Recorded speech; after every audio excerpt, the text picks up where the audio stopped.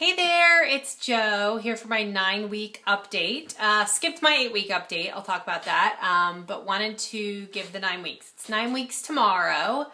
Okay, so the stats. I am 5'7", 32 if anyone cares. I think I don't usually mention that. Day of surgery, I was 250.4. 2 weeks ago when I spoke, I was 215, and today I was 208.9.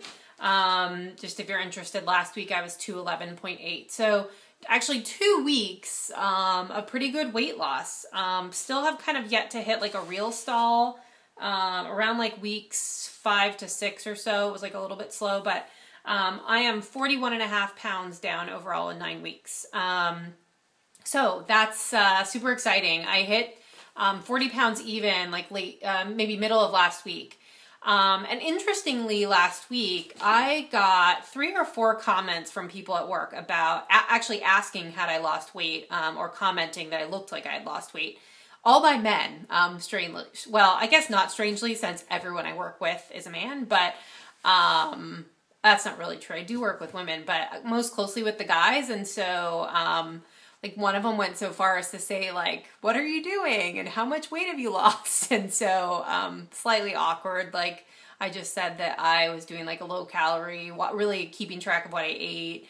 And then when I said I'd lost 40 pounds or nearly 40 pounds, he was like, oh, and how long? And I didn't want to say like 8 weeks because I thought he'd think I was nuts. So I lied and said it was like a few months, but I can't imagine most people would ask like that detailed of questions. You really wanted to know what was going on. But anyway, so that's kind of interesting. I've noticed another theme of people saying that I look refreshed, which I take to mean you look better than you did before, but maybe they can't pin down what it is. So anyway, I'm sure it's probably just looking healthier. But so to that end, I'll do a quick body shot. Like I could definitely tell the differences myself and my clothes and stuff. But okay, so that's what I look like.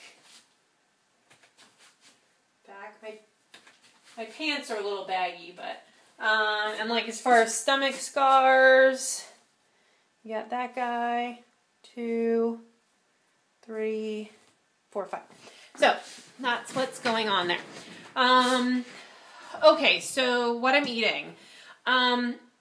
What I'm eating, what I'm exercising, and what I'm thinking and feeling are all wrapped up together in this last couple of weeks. So first of all, I've been having like a really rough time. I'll talk more about why that is, like emotionally. So that upped my calories. I just found that I was wanting to eat more, so I don't want to say indulged because I stuck to the right foods, but I probably ate more of them or more frequently than I normally would. So I was struggling to hit 600 calories. I'm now really averaging like about 650. And you know what? The weight loss really has like ramped up since then. And I needed to be eating more calories, quite frankly. My recommendation is 600 to 800. And I really can take that in now with the right food. So I'm kind of going with it. Like I had my FitnessPal set to 600 calories prior as like a target. I upped it to 700. And I'm really aiming like to get 650 to 700. So I'm going to stick with that like for a month and kind of see how that goes. But strangely, because of like the emotional distress, eating more, but actually probably in the end like the right thing to do. I'm not not eating for the right reasons, but I'm eating more calories, which is good. So I tried protein donuts. I made those from Egg Face. I made Parmesan cheese crackers, which were really good.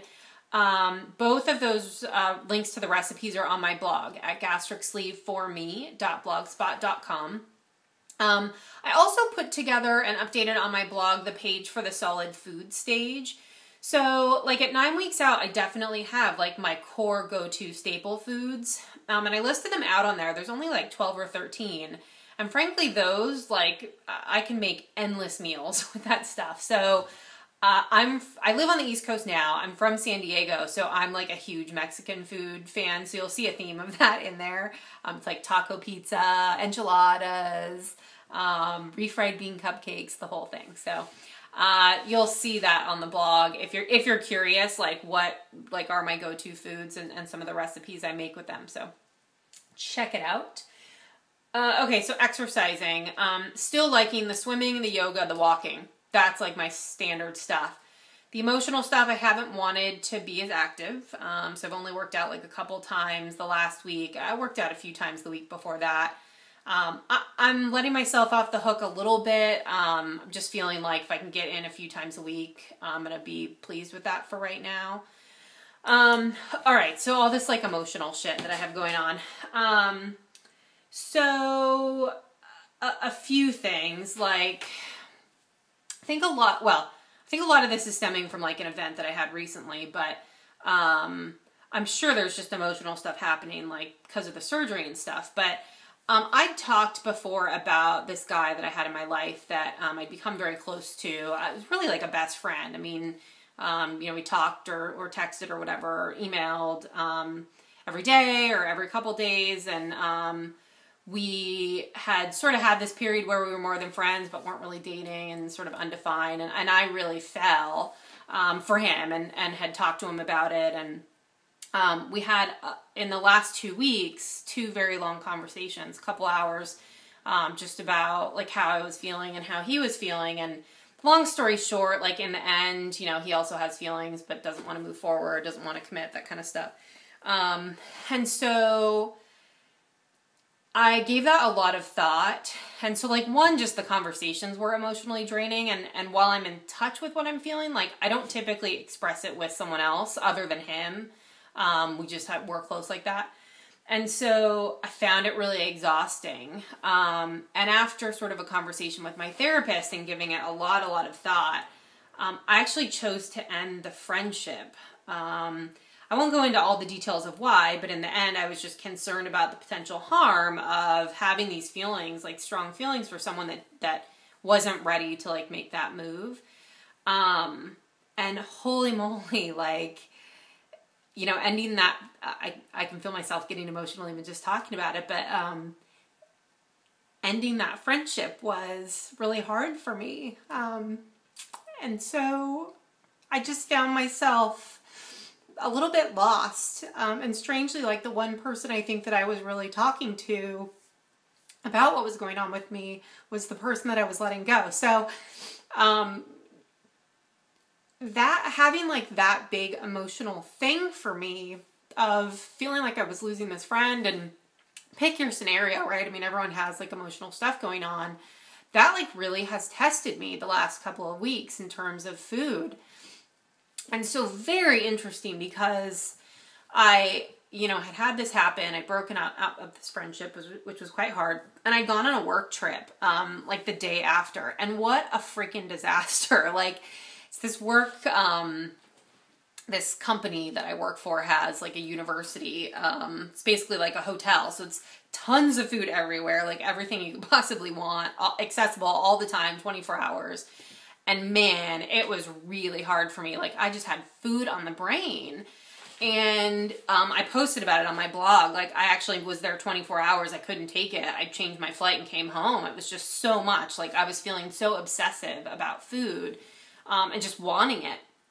And I talked to my therapist about it a few days later. And you know, what it came down to was like, I wasn't processing like all the emotion that I have around that. I mean, even now, like just talking about it and getting choked up about it. You know, I had kind of done that thing, like ended the friendship and then sort of went off on my work trip and really just was not in touch with like those emotions that I was having about being so sad about it. And angry and, you know, all these other things.